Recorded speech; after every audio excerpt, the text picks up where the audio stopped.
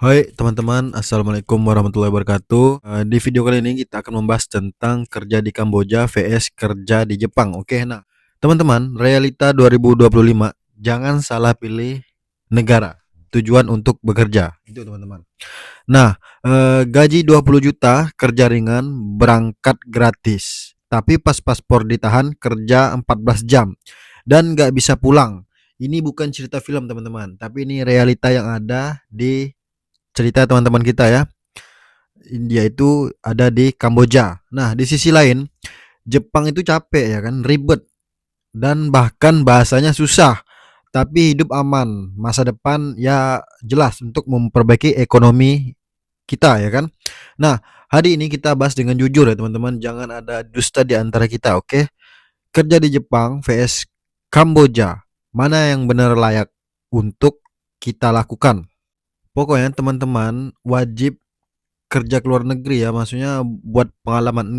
Enggak wajib sih buat teman-teman yang sekiranya enggak diterima di kerja di Indonesia. Nah, lowongan kerja di luar negeri itu banyak teman-teman. Jadi kalian harus, kalau seandainya enggak juga harus, pokoknya kalian minimal kalau kalian enggak diterima di Indonesia, yaitu ya kalian cabut aja di luar negeri karena masih banyak lowongan yang ada teman-teman. Dan kalian jangan sampai salah pilih negara, oke? Itu bisa jadi bikin hidup kalian itu berubah.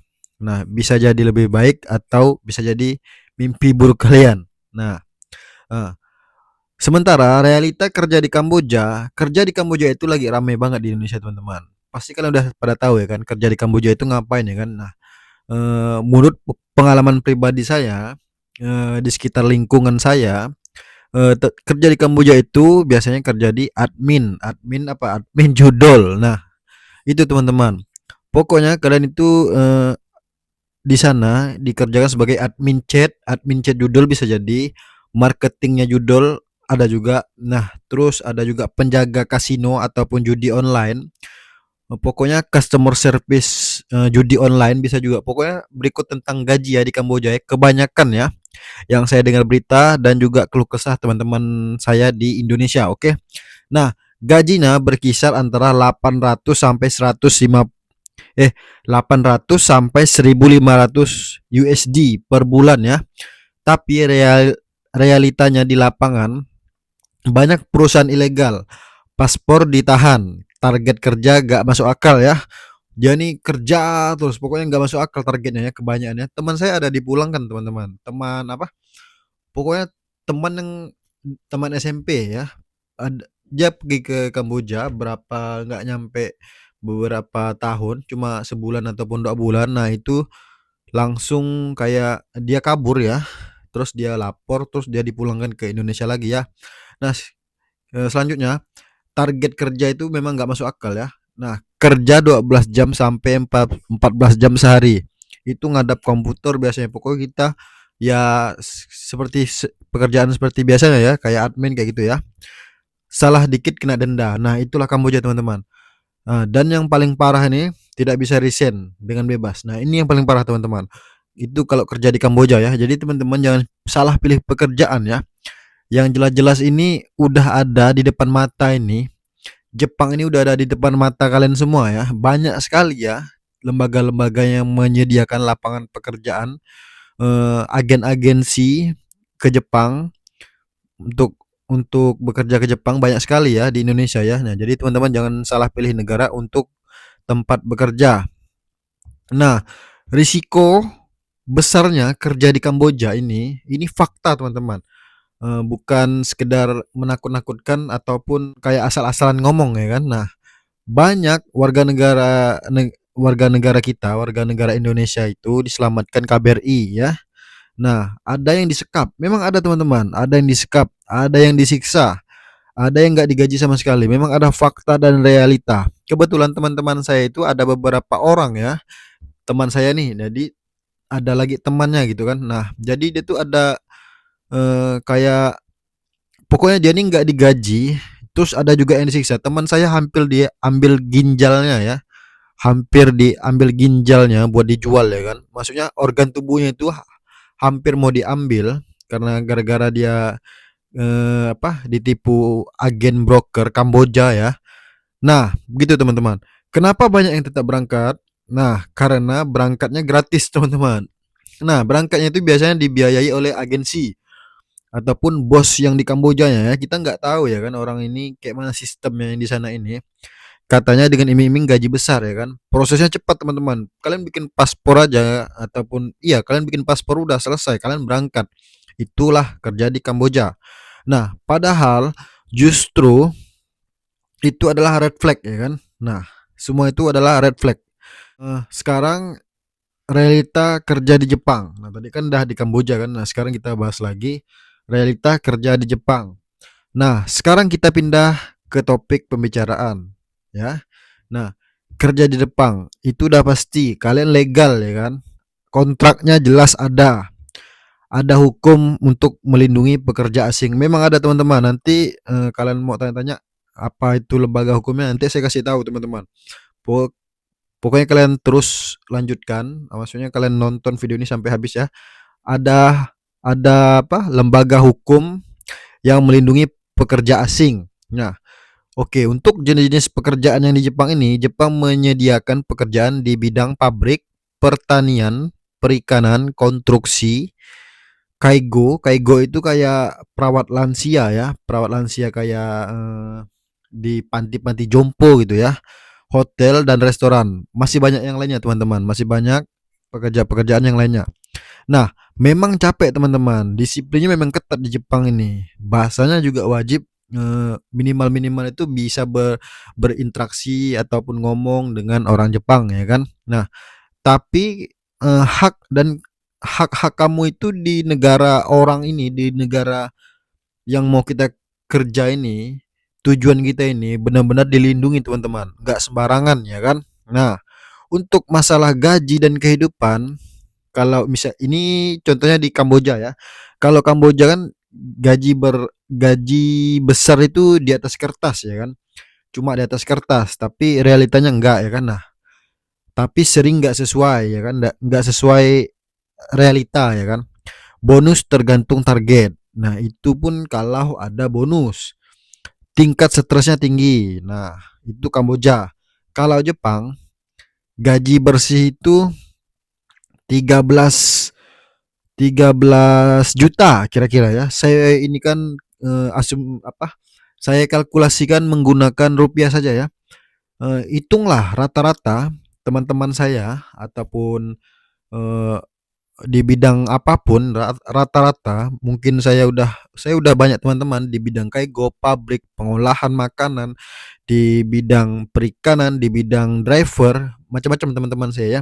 Rata-rata ini kisaran 13 lah. Kalau saya rata-ratakan ini sekitar 13 jutaan lah ya. Itu udah bersih teman-teman. Itu udah bersih. Ada juga yang di bawah itu ada juga. Cuma kan saya rata-ratakan ini sekitar 13 juta rupiah lah kira-kira ya. Kira-kira 13 juta rupiah itu udah dipotong pajak udah semua itu. Itu kalian kantongi itu 13 juta rupiah itu ya. Udah dirata-ratakan semua, oke. Nah, selanjutnya lembur udah pasti dibayar teman-teman. Jepang ini aturannya sangat kuat ya. Bahkan warga negara asing di Jepang itu yang tadi saya bilang dilindungi teman-teman, dilindungi hak-haknya. Oke. Nah, udah pasti kalian bisa nabung ya kan? Itu udah pasti. Nah, selanjutnya bisa kirim uang ke keluarga. Itu tadi teman-teman. 13 juta masa kalian pelit sama keluarga ya kan? Masa kalian nggak spesial pun kalian nggak ngasih orang tua kalian kan nggak mungkin ya kan? Pasti kalian bisa ngirim untuk keluarga ya kan? Nah, sedikit tapi pasti. Tapi kalau dibilang sedikit enggak juga sedikit ya kan. Udah 13 juta itu udah gaji apa? Gaji manajer di Indonesia. Lebih gaji manajer ya. Nah, selanjutnya itu kita berbicara tentang legalitas dan keamanan di Jepang tadi ya. Tadi saya bilang ya kan. Di Jepang ini udah pasti ya kan. Paspor itu di tangan sendiri itu udah pasti. Kalian pegang sendiri pasti kan kalau paspor kan. Nah, buat teman-teman yang udah di Jepang, coba coba kalian tanya teman-teman kalian yang udah di Jepang. Paspornya pasti di tangan sendiri ya kan. Bisa lapor ke imigrasi. Mandiri pun bisa lapor teman-teman. Kalian lapor mandiri asalkan bisa bahasa Jepang ya. Bisa lapor ke lembaga tenaga kerja. Bisa pindah kerja sesuai aturan. Nah, itu teman-teman. Mudah ya. mempermudah gitu, mempermudah kehidupan kita sehari-hari ya kalau kita kerja di Jepang ini, tergantung kaliannya gimana ya kan. Ini kalau di Kamboja. Kalau di Kamboja ini banyak yang ilegal itu sudah pasti teman-teman ya kan. Coba kalian tanya teman kalian yang pernah kerja di Kamboja ataupun pernah mendengar cerita di Kamboja, pasti banyak yang ilegal. Paspor ditahan, keluar mes dibatasi, pulang harus tebusan. Ini fakta pahitnya teman-teman. Nah, untuk masalah mental dan masa depan, kerja di Kamboja ini positif. Mental kalian pasti drop. Hidup penuh tekanan, masa depan itu udah pasti nggak jelas ya. Kalau kalian admin judi itu kan udah bukan ini teman-teman. Maksudnya duit panas. Kalau duit panas itu kan cepat juga habisnya. Kalau kalian kerja di Jepang, nggak apa-apa kalian capek fisik, tapi hidup teratur. Kalian juga bisa naikkan skill, contohnya kalian bisa bahasa Jepang, contohnya kalian bisa bertemu dengan orang-orang, kalian bisa pokoknya kalian ini pengalaman kalian banyak di Jepang nih. Karena di Jepang ini bukan hanya sekedar kerja, tapi disiplinnya itu nah kalian bawa ke Indonesia, kalian jadikan itu sebuah kayak ya ibaratnya kalian itu menanam, menanam yang hal-hal baik ya kan. Kayak di Jepang ini kan menanam hal-hal baik kayak tepat waktu, disiplin dan lain sebagainya ya. Nah, jadi bagaimana menurut kalian? Mau ke Jepang atau ke Kamboja? Nah, menurut kalian yang mana yang lebih baik? Jujur ya. Mau uang cepat, resiko besar, Kamboja. Mau hidup aman, jangka panjang, ya ke Jepang. Nah, kerja itu bukan soal gaji teman-teman, tapi soal pulang dengan selamat ya. Karena ada keluarga kalian yang menunggu di rumah. Nah, itu teman-teman. Kalian juga harus berpikir bukan cuma kalian ya, bukan cuma kalian sendiri ya di dunia ini ya, tapi ada keluarga kalian, kerabat, saudara ya kan. Nah, itu teman-teman. Kalau kalian kenal orang yang mau kerja ke luar negeri, wajib share video ini ya.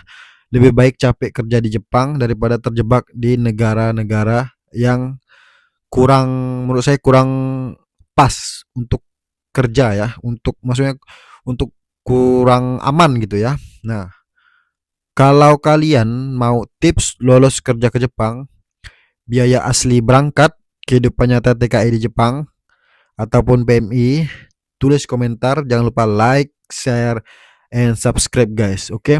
Nah, ini ada info yang bermanfaat buat kalian. Jangan lupa ya, kalian support selalu channel saya. Yang terpenting kalian ini eh, harus banyak-banyak mengetahui informasi-informasi tentang kerjaan ya. Maksudnya kalau kalian ingin kerja ke Jepang ya kalian harus banyak-banyak cari info, cari-cari informasi tentang Jepang ya. Oke. Nah, sampai di situ dulu teman-teman. Kalau ada yang kurang ataupun ini ya mohon maaf teman-teman, ini namanya kita juga ini ya sharing-sharing ya teman-teman. Kalaupun ada kata-kata yang sekiranya kasar teman-teman, mohon dimaklumi ya kan. Nah, oke teman-teman, sampai di sini dulu. Jangan lupa like, comment, and subscribe teman-teman. Yo, see you next time guys. Enjoy.